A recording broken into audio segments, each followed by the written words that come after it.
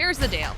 Sales isn't about pushing harder, talking better, or flooding inboxes. That's noise, not strategy. Real business development?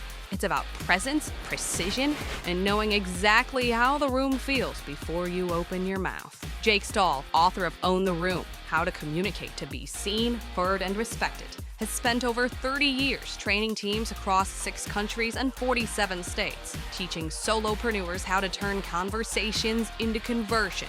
Known as the mind mechanic, people who have been trained by him say he has the uncanny ability to break down human behavior and rebuild it into real, repeatable influence. This is where communication becomes your unfair advantage. Welcome to Own the Room with Jake Stahl. Jake, you know what the most humbling thing that I experience is? What's that?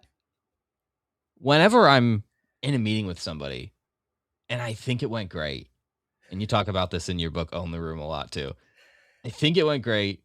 I'm like, this is awesome. We're almost just about to close the deal, or this person's going to be a great referral partner, whatever the objective of the meeting is. And then I get back into following up a week later.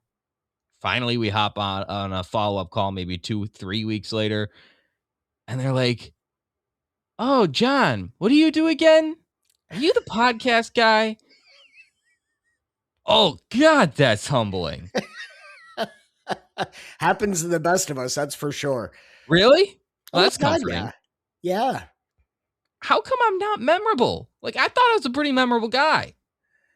Well, it's the funny thing about memory, John, is, our brain actually gets to the point where it starts to forget things rapidly as time passes. So let me ask you this. Did you follow up with him right away after the call? Did you send him an email? No, it took me like 48 hours to get back to him.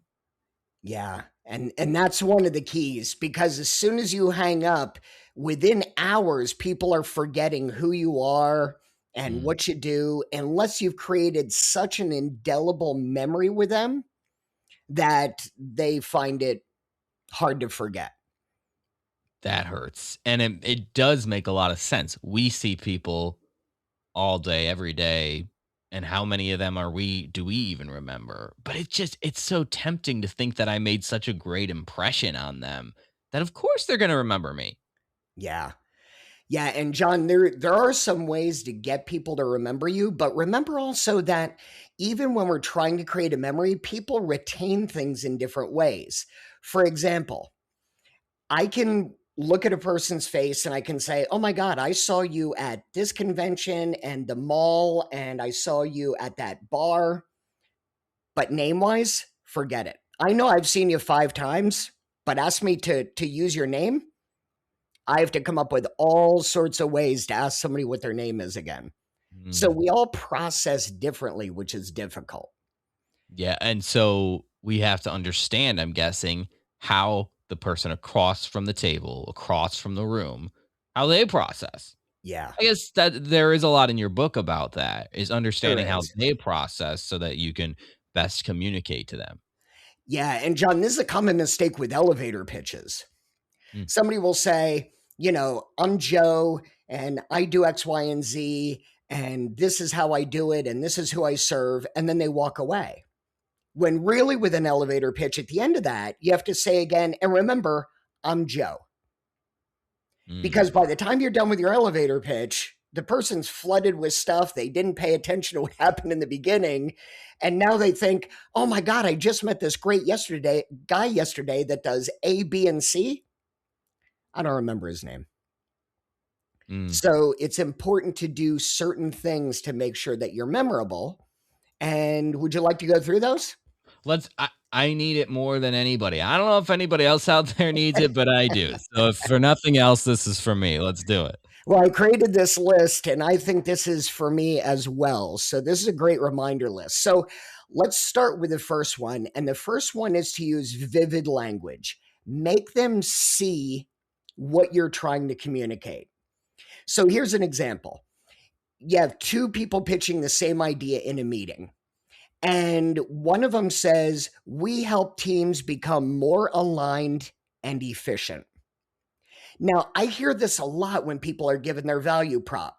I help people become more streamlined and I help them become more efficient. That is completely forgettable.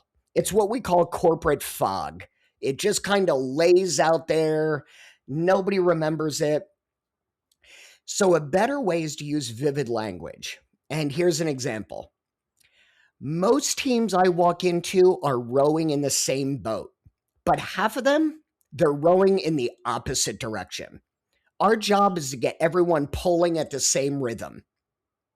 Now, could your brain see the boat? Yeah. It's a metaphor. Right.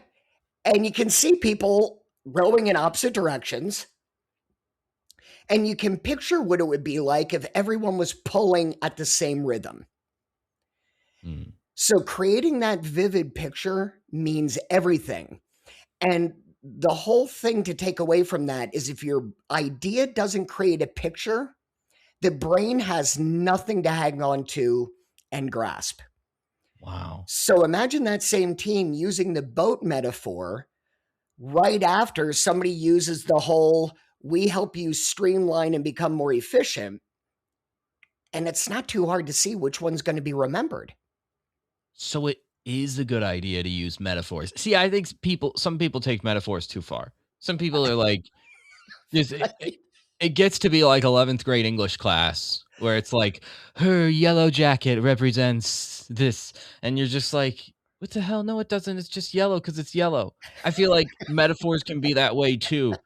You're saying it's a good idea to use metaphors to anchor some sort of other image onto whatever the conversation is. Yeah. But to your point, John, you don't want to overuse it. This is like overusing somebody's name in a conversation. Yes, So, Jake. John, I was thinking this the other day, and John, when I thought it, John, I was, so there is the ability to beat a metaphor into submission. And yeah, so don't overuse it. Good It's a point. crutch. It becomes a crutch for you. Yeah, just like a sales script. All right. Part 2, make them feel something. So you want to try and get them to think about having emotion over information. Yep. So think about this in the way of, let's say, a leader about trying to figure out why their team isn't engaged. If I go and I give feedback to that leader and I say, your communication style might be impacting morale, completely forgettable, emotionless, the person could get defensive, and mentally, they've already deleted it. Mm-hmm. But if I start to get a little bit of emotion tied in, I may say, right now your team doesn't feel led, they feel managed. And there's a big emotional difference between the two. So most of us, I would say probably all of us, can feel the difference between being led and being managed, right? We all think of that great leader that we really wanted to get behind and they led us. And then we all think about that micromanager that just absolutely monitored every breath we took and how we wanted to get away from them, right? Mm-hmm. Yes. So when you get that emotion involved, you create slight emotional tension. It feels true, even though it's uncomfortable. And you're actually triggering some self-reflection. And we do talk about this in the book, and I think we talked about this in a more recent podcast. The brain doesn't remember what's correct. It remembers what hit it the hardest. That's relatable. Yeah. Right? And how many times have we ruminated over something that we know wasn't accurate and it wasn't provable, but our brain just latches onto it and says, oh, this may not be true, but baby, you're going to think about it all day. Yep. Right? So that can work in good ways and bad ways, right? It can fuel anxiety for days. We were just talking about this off air. Yep. And it's just, can it fuel these voices in our head that are like telling us that something is certainly bad that's going to happen, or it can be worked to our advantage too. Yes. And it's unfortunately a double-edged sword when we get emotion involved. Yes. Absolutely. Yes. And so we're starting to get memorable, but I still feel like there's more steps to actually There cementing are. our memory in that person's brain. So let's keep going on the list. All right. So the first two I think were pretty obvious, right? Get Mhm. emotion involved, show some metaphors so the brain has something to latch onto, but here's one that's counterintuitive. Stand out quietly. So, have you ever been in a meeting where everybody's trying to prove how smart they are? Yes. They're talking fast, they're over explaining, they're interrupting each other, they're over answering. How many people stood out to you from that meeting? None of them. Right. Now imagine somebody steps in and says, "Hey, listen, everybody, before we solve this, can I check one assumption we're all making?" What happens then? Well, everybody there's that silence, so everybody goes like almost like, "Oh my god, somebody's gonna ask us a question instead of just adding to the noise." Yeah. And when you say one assumption we're all making, you're telling everybody you're going to get involved. Mhm. But let's take a step back. And what this does is first day with a new mouth, it interjects conversational contrast. And what I mean by that is you go from everybody talking to nobody talking, but they're all focused on you.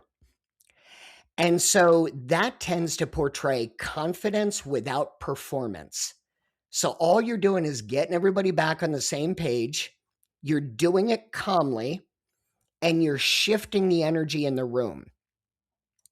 So the key takeaway here is you don't stand out by adding more, you stand out by subtracting noise. Ooh. You know, that makes a lot of sense to me because oftentimes when you're in that type of room, are you really listening to the people who are just adding to the noise? No, Yes. you're thinking about the next noise that you're going to add. And so Right. you're not listening, you're just like listening for an opportunity to butt in and add whatever you were going to say. So when somebody Yeah. comes in and forces you to listen, you go, "Oh, god, I guess this just got real." Yeah. Yeah. And you think about those scenes like in a movie or in a TV show where everybody's yelling at once, and then you have somebody whistle really loud or just yell, "Hey," and the whole room goes dead silent, Yes. right? Yes. That's one of those moments, but you're doing it calmly and you're getting everybody's attention and letting them know you'll get your turn, but let's focus on one subject. Yes, and that's a good example, a good metaphor, of what that's like, right? Yeah. Yep. So far, let's run down the first 3 so far Got it. of how we can be memorable, and then let's dive into number 4. Okay. So we started with paint that picture, create the metaphor, give them vivid language, and make them see it. Mhm. The second one is make them feel something. So you want to give them emotion over information, Yep, right?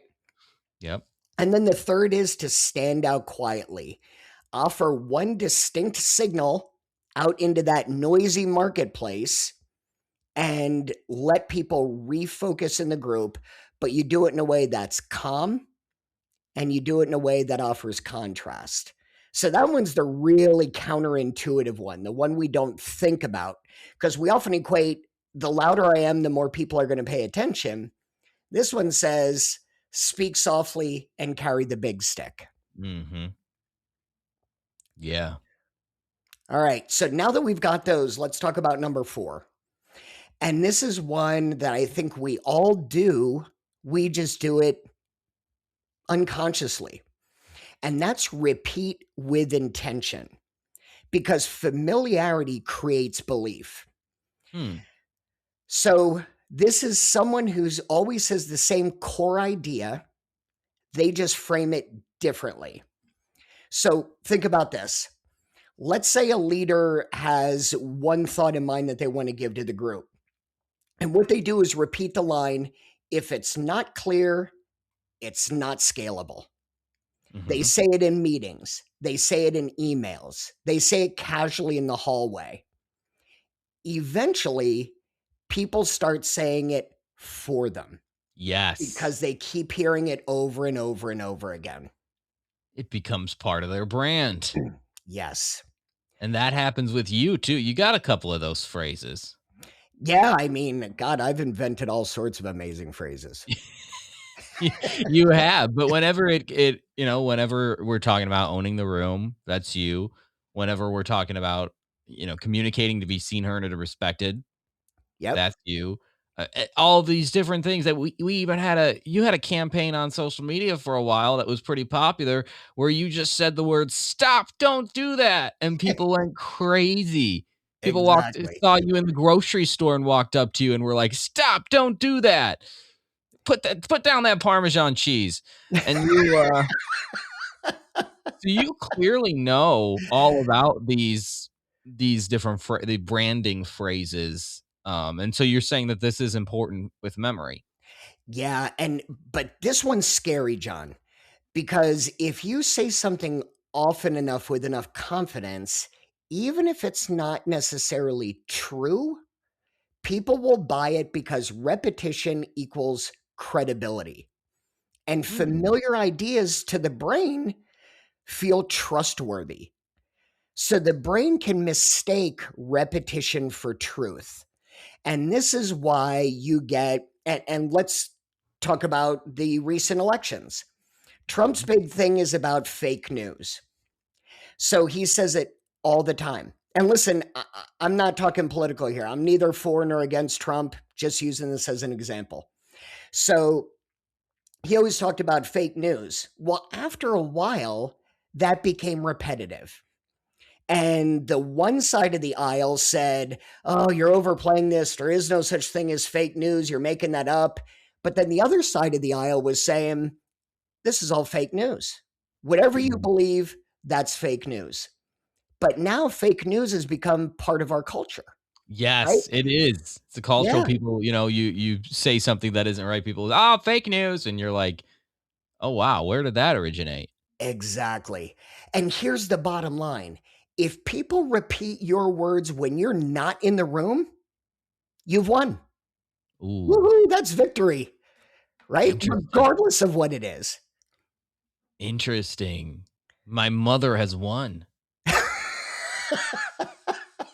No, it's true. It Right, is that's yeah, one thing that yeah, comes to mind. It's like, my mom always told me this. She's not in the room anymore. yep, That's for sure, and, it's interesting how you repeat something enough and it becomes memorable, and now I start using some of the language that, like, my mom used around my wife, and she's like, "That's your mom coming out of you." yeah, Interesting how that works. yeah, and we talk about this in the book, Own the Room, How to Communicate to Be Seen, Heard, and Respected, in the chapter Transfer. Mhm. So part of transfer is repetition.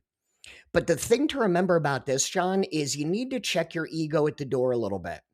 So when somebody starts repeating your phrase and has owned it themselves and is starting to spread it for you, the whole thing is not looking for credit. Hey, it was me that said that. Hey, I originated that. Who cares? Right. Right. What matters is somebody took your thought, they now own it, and they move forward with it. So again, if they're talking about it behind your back and they're spreading it for you, that's a victory. That's key point too, because that would be so off-putting if everything that came to mind that was somebody else's thought originally, you for example would say, "Hey, by the way, that was brought to you by Jake Stahl." That would be very off-putting and probably Yeah. undo all the work that you, or it would make you memorable in the wrong way, which is Yep. another thing that I definitely would like to get to before our conversation ends. But one other quick thing to interject here. You talked about it not having to be right. Yes. So my confusion, my little pushback is if I go around and start telling everybody that the sky is red and Yep. I become known for that, does Yep. that what does that do to obviously it hurts my reputation, but will anybody start believing it because I say it enough? Here's the answer. There is an organization called the Flat Earth Society. Have you heard of them? Oh, yes. They are the butt of many jokes. No There's offense your to anybody answer. who's in them. I don't remember who said it. It was probably me because I come up with sayings everybody adopts, but it was probably me that said no press is bad press. So Oh, if yes, people are I've heard talking that about one. you good or bad, I think it's the way you interpret it. So they may be talking about you bad, John, because you're saying the sky is red. But at some point at night during the sunset, when the sky can be red, somebody may go, John was right. I know. The Wow. sky is red. Huh. That's kind of funny because it makes sense. A lot of these organizations, I mean, the KKK is a great example. Of course. We all know who they are. You say Yeah. those 3 letters, you know who they are. So Yeah. memorability isn't the end game. That's an important piece of it, but you gotta make sure that you're being remembered for the right things too, right? Exactly. And this is one of the things that, the Jake Paul.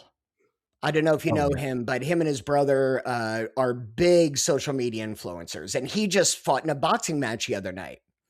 And one of his theories is love me or hate me, you know my name. Mhm. Yeah, And he's right. And this goes back to the David Newman thing again, that you're nobody until somebody hates you. So exactly. it all comes full circle. Even if most people hate you, which I hope isn't the case with Jake Stahl, even Oh, though it me rhymes too. with Jake Paul, but I don't know. I mean, there's some haters out there, and there's some people who love you, so it's a good combination. Yeah. So, yeah, good or bad, you're going to get a certain group of followers that just hang on to your words. And again, that's just the example of repeating with intention and saying it like you believe it, and somebody will buy into it. Yep. So those All are right. the first 4 things. We got Yep. make them see it, make them feel something. You got to stand out quietly, repeat with intention to create that repetition and branding. We got one more step to becoming memorable. We do. It's called Owning the Moment. And this is really what my book was written about, was how to own the room. And the whole premise over this is that presence does more than words. So think about this. Someone is making a public talk and they get challenged or disagreed with publicly. So maybe it's a heckler, maybe it's a pundit, but somebody comes out and just lambastes them and disagrees with them. Mhm. So the forgettable reaction is if they get defensive, they start talking faster, they over justify. So they're oversharing words. Instead, what if they paused, gave a slight smile, and said, you know what? That's a fair question. Let me think for a second. That diffuses everything, right? That's a fair question. So I'm giving them credibility by telling them their question is fair. I pause for a second to think about an answer, and then I come back and I talk calmly. My calm presence, even if the answer isn't great, is going to be far more memorable than if I scream back. Don't you think the person on the other side of the room will say, I got them. I stumped them. I came up with a question they can't answer. That's a great question, but let's turn this around a little bit and say, is the opinion of that one person who was going to have that opinion anyway more important than how the masses view you and your reaction? Hmm. So the way you respond to tension, to somebody calling you out, to being under pressure, that matters not so much for that person who's putting that pressure on you, but for all of the witnesses, so to speak, of that moment. Yes, because remember, that person who challenged you is going to feel that way regardless. Hmm. And our job is not to change their mind. Our job is to assimilate, show confidence under pressure, and show emotional control, because people remember how safe or steady it felt when it was your turn to talk. Because remember, the signal that person is sending is chaotic and Hmm. pressure filled. And when you as a person can release that, you're seen as the one that's more in control and has better presence. And here's kind of the catch line for this one. People don't remember what you said under pressure. They remember how you held it. Held the pressure. Yep. You held it Embrace. back. You kept it from infecting the audience. People then start to feel safe with you. That's very important because I can imagine that a politician who, under pressure, for example, in a debate, their goal is not to convince the other side. They know how the Correct. other side feels, Yep. right? The other side's not going to be convinced to vote for them. But Exactly right. how they're composed in that moment or lack of composure in that moment can definitely sway all those people who actually matter, which are the Yeah. ones who are voting one way or the other. Yeah. And speaking of politics, do you remember the Bill Clinton thing with what was her name? Monica Lewinsky? Monica Lewinsky. Do you remember how he said he did not have relations with that woman? I'm gonna humble you a little bit here, Jake, because I have to say I wasn't born, but I do know what you're talking about. Okay. So there was an incident that happened. There was a dress involved, and he came on TV, and when he was challenged, he said, "I did not have relations with that woman." So he pushed back. He got defensive, and everybody remembered that. And he was called a liar, Yeah. and everybody glommed onto that. Yes. Now, if instead his advisors said to him, "Bill, listen, just admit it, say you screwed up, and take it on the chin and let people see you're human," people would have forgotten it in no time, Yeah. True. right? So True. you come out and you go, "Listen, I was terrible. I screwed up. This is on me. I'm really sorry. I hope you can see a path to forgive me." That would have been a much better outcome. And I personally think Bill's PR team did a lousy job of navigating that for him because everybody knew it was true. There was way too much evidence. And then when you come out and deny it, oh man, just what a disaster. Yeah, that's it's already a bad situation. You're making it 10 times worse. And hey, that is something that my mom always told me. Here comes my mom back into the conversation, right? See? Your punishment is going to be way worse if you don't admit it or try to hide it. Yeah. But I'll respect you if you at least admit that you stuck your hand in the cookie jar or whatever. I guess Yep. that got a little too literal for the Bill Clinton example, but you know what I mean. I Exactly. do. So that's a really important part of being memorable is also admitting when you screwed up, and maybe we don't have to be these polished, perfect, Yeah. never making mistakes kind of people. Yeah. And I think, here's one thing to think about. Everybody says they have an opportunity they lost or they didn't capitalize on. I'm going to argue that most opportunities aren't lost, they're forgotten.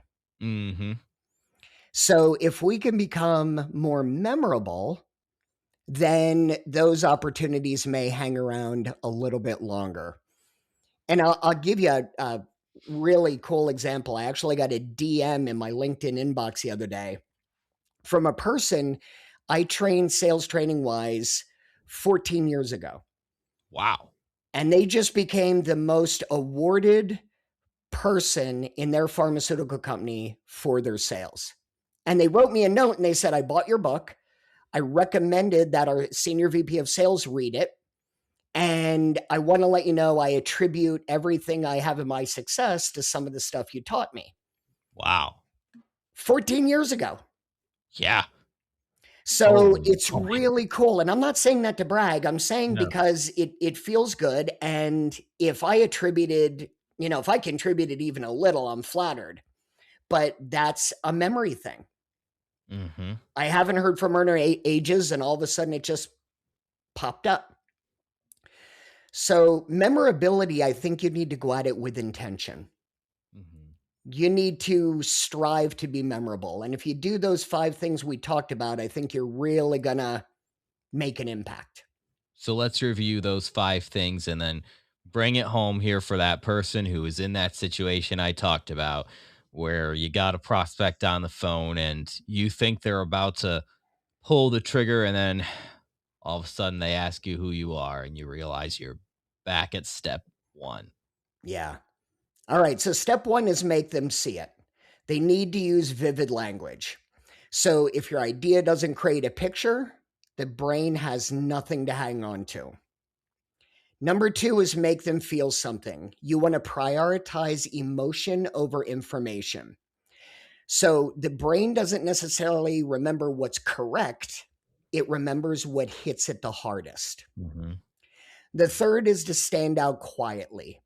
So you want to just get everybody to pause, interject quietly, give one distinct signal that you're regaining control.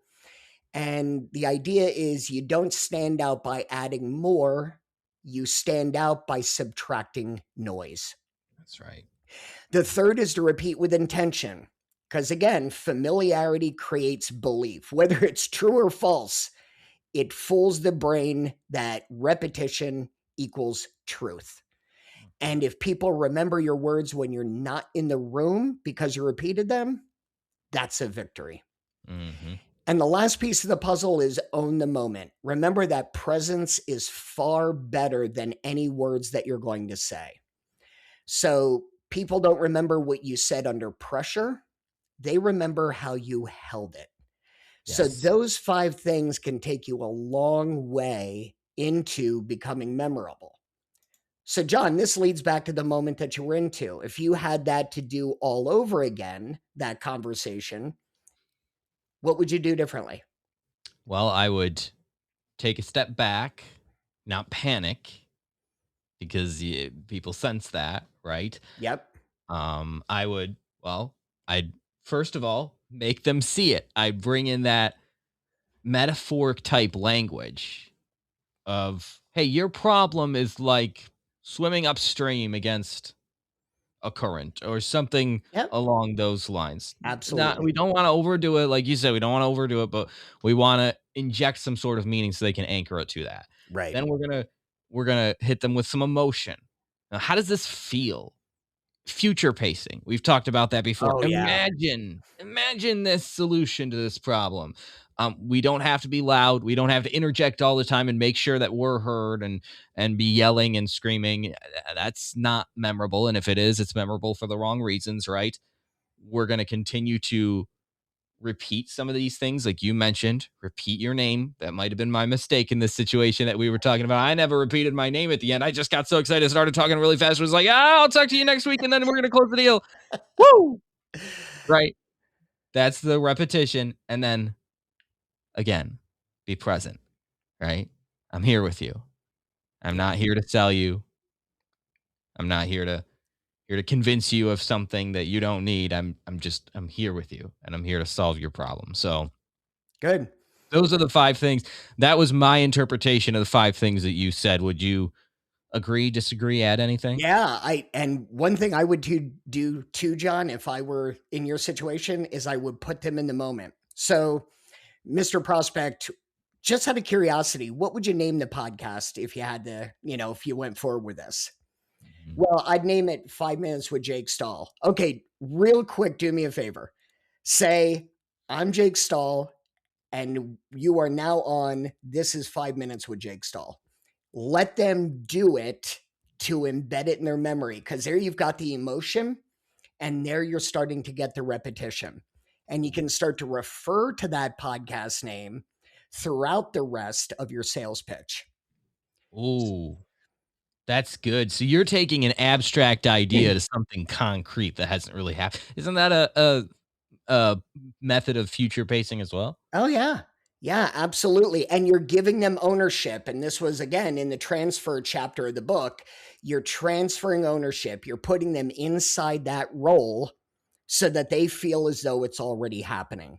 So I think what you offer is a unique opportunity during any sales situation to sink somebody into that role and get them starting to picture it. That's memorable. That's memorable. And I know that this isn't really in the book, right? We're talking about being seen, heard, and respected. Um, there's no chapter on memory in here being more Right. memorable. However, it's littered throughout the book where we're talking about being those three things. Seen, heard, and respected is all about memory, how you Yeah. remember. And Yep. that's a big part of owning the room. So I know the book will help with these concepts too and get you even beyond these 5 concepts and dive into strata. Yeah. Yep. So I highly Absolutely. recommend that. Oh, own the room. Just putting this up here for those who haven't read it. I know you don't like to promote yourself, Jake. You don't like to brag or anything. So I have to do it for you. I appreciate that. So thank you. How can we get the book? You can get the book on Amazon. You can also order it through any book company. You can order it through Barnes & Noble or Books A Million, whatever your preferred retailer is. And on Amazon, it's available in hardcover, paperback, and on Kindle. And once again, he's Jake Stahl, just so you know. And I'm John Gehring, just so you And remember this is me. Own the Room with Jake Stahl. Thanks for checking out Own the Room with Jake Stahl. If you've gotten value from this episode, share it with the solopreneur in your life who wants to know how to communicate to be seen, heard, and respected. Review and rate the show wherever you check out podcasts. And grab your copy of Own the Room, How to Communicate to be Seen, Heard, and Respected.